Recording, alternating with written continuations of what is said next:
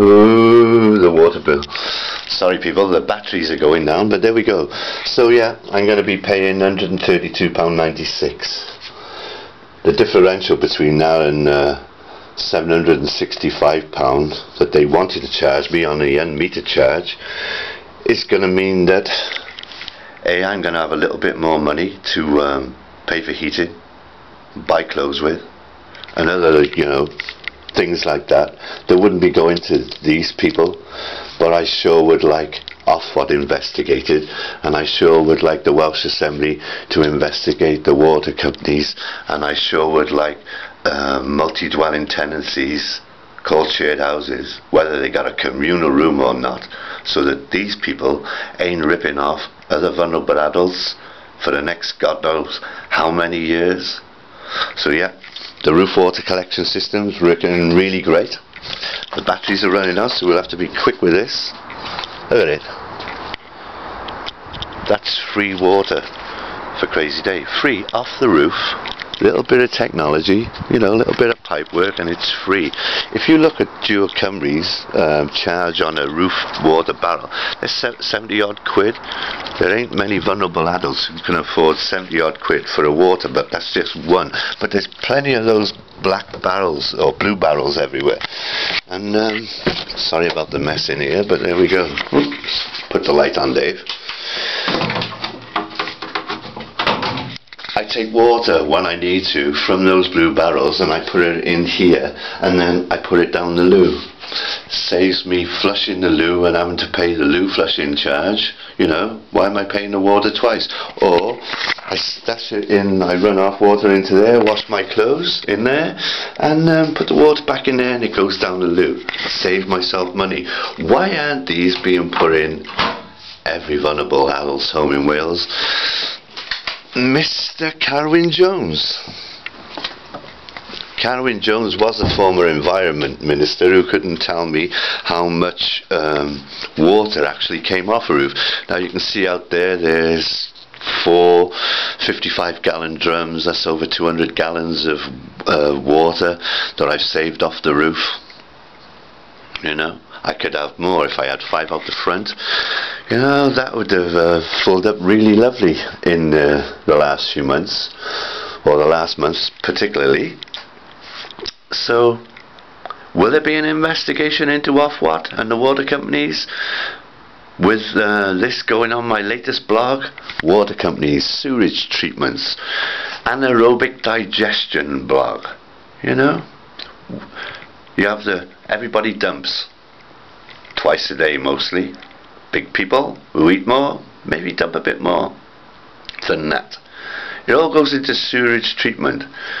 If you look on the blog, it'll show you in India they have the little thing where they call it gobar gas. Now that's nice, isn't it? Gobar gas.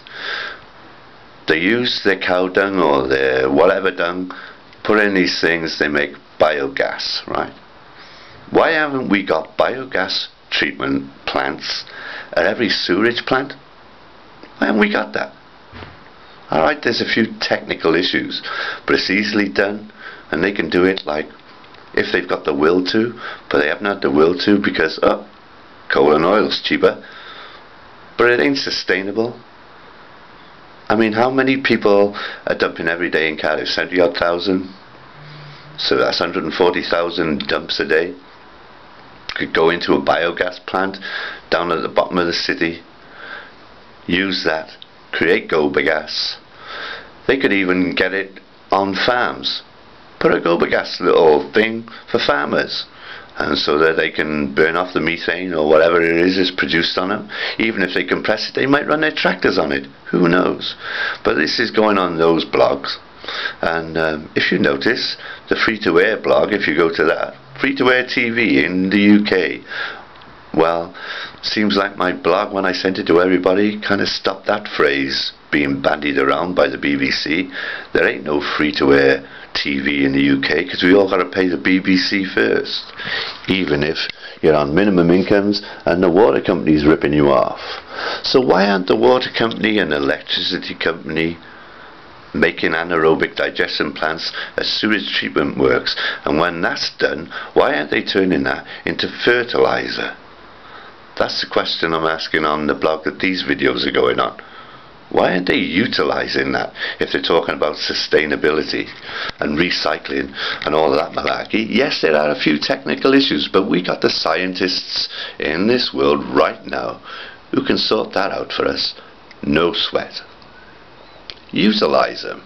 They're all going to have this climate change conference in Copenhagen over the next few weeks, but are any of them going to say, well, practical things? You know, let's start building these plants. Let's start using water wheels rather than just wind turbines or whatever else we can put in our rivers that's going to utilise their energy, because we've all seen what that's done in Cumbria lately. Hell of a lot of power going down through them rivers, unutilised, wasted. You know, you want to cut down the carbon, use the free stuff. And if they haven't got anywhere where they can put this fertiliser or sell it, just give it to countries where they're having real bad soil erosion, so they build up the topsoil with it all. Oh, New York. How many people live in New York, Dave? How many of them are dumping? 8 million people in New York dumping every day, 16 million dumps a day.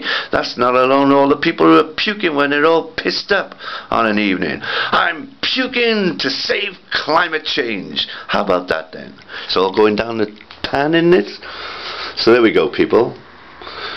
Mr. Carwyn Jones, will you do anything about this so that the next person who's got to move into a substandard property ain't getting ripped off by the water companies because their heads have gone?